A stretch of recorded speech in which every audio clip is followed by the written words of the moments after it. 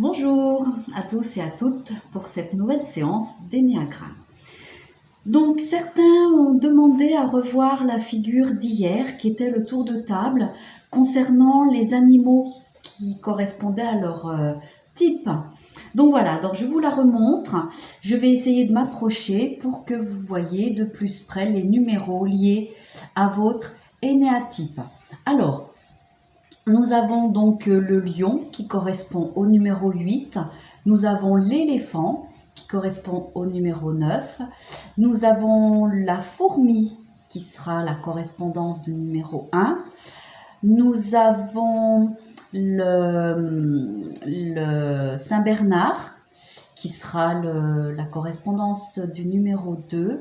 Le castor qui sera pour le numéro 3, le cacatoès, animal tout en couleur, qui sera la correspondance du numéro 4, le numéro 5, c'est une chouette, un hibou, une chouette, le numéro 6, c'est un zèbre, et le numéro 7, un chimpanzé. Voilà, donc nous avons fait le tour des animaux qui correspondaient à chaque type de l'énéagramme. Voilà, après, je voulais donc continuer le cours d'aujourd'hui et reprendre tout simplement notre figure d'énéagramme. Donc aujourd'hui, j'allais vous parler donc des ailes et des flèches.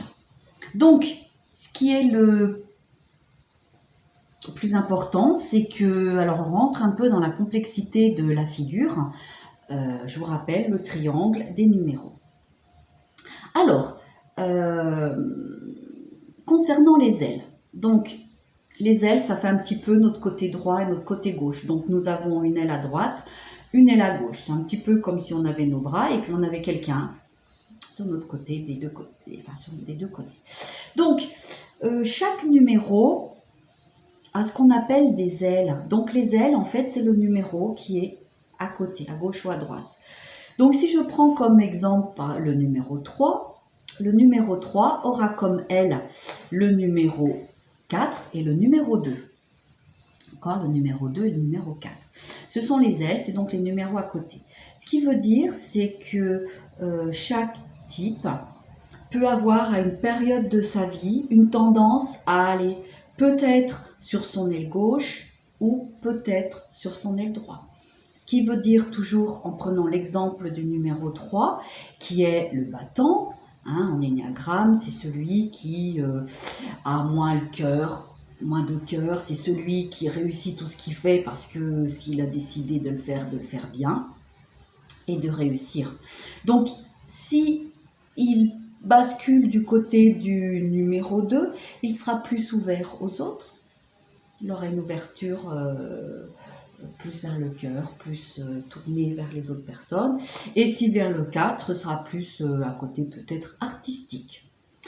Voilà, donc vous avez exactement la même chose pour tous les numéros. Après, ce n'est pas une obligation d'avoir des ailes, ce n'est pas une obligation d'avoir une aile à droite, une aile à gauche. On peut avoir les deux. Certaines périodes de notre vie, on pourra être tourné peut-être plus vers ce numéro. Voilà. Il n'y a aucune obligation en la matière, il n'y a aucune règle. C'est comme ça va dépendre donc de ce que vous vivez, de ce que vous avez vécu petit, de ce que vous allez vivre au fur et à mesure. Voilà, donc ça c'est très important, c'est les ailes. Et puis après, donc il y avait donc une autre figure, ce sont les flèches. Voilà, alors je ne sais pas si vous voyez comme il faut. Donc en fait, les flèches, en fonction donc de Pythagore, les numéros sont reliés.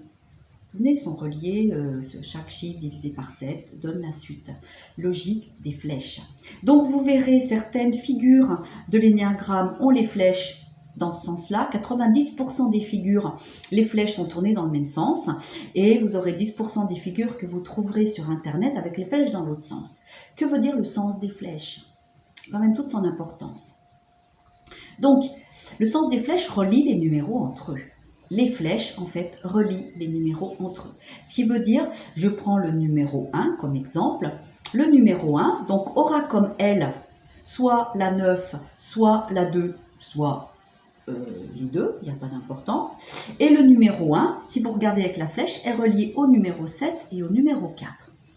Donc, ce qui veut dire, c'est que par moment, le numéro 1 aura tendance à aller vers le 7, donc s'amuser, ou alors aller vers le 4 et peut-être plus être, bon, on verra dans le côté artistique. Donc, chacun d'entre nous, quand vous avez repéré votre numéro, pouvez avoir ou des tendances à vous déplacer d'une aile à l'autre, et principalement en fait à être attiré par les flèches. Donc il y a un sens des flèches qui est l'encouragement à aller vers un autre numéro qui pourrait être notre futur positif. Et puis il y a une autre flèche qui va nous emmener vers le côté plus sombre de notre numéro. Donc voilà, c'est sans cesse en évolution, c'est sans cesse en train de faire tourner ces flèches, d'avancer. Donc il y a un sens des flèches plus facile que d'autres, hein. Il est plus facile d'aller vers son numéro qui nous tire en arrière que d'aller vers le numéro qui pourrait être notre avancement dans la vie et notre évolution possible. Voilà, donc le but de ces flèches, c'est de pouvoir tourner et de faire tous les numéros à la fois. Puisque je vous rappelle que l'énéagramme, c'est donc le monde. Dans le monde, il y a 9 typologies et que en fait tout le monde se retrouve et qu'on devrait vivre en harmonie tous ensemble. Voilà, je vous répète, il n'y a pas de chiffre meilleur que l'autre. Une fois que vous avez trouvé votre numéro, le but c'est de pouvoir avancer. Voilà, donc ça on verra. Il y a encore une ou deux séances et je vous en apprendrai un petit peu plus à chaque fois. Voilà. Alors, je voulais aussi vous dire que si vous aimez ces vidéos, que si vous voulez les partager avec vos amis, avec vos connaissances, allez-y, je vous y encourage. Voilà, bonne journée, merci et à demain.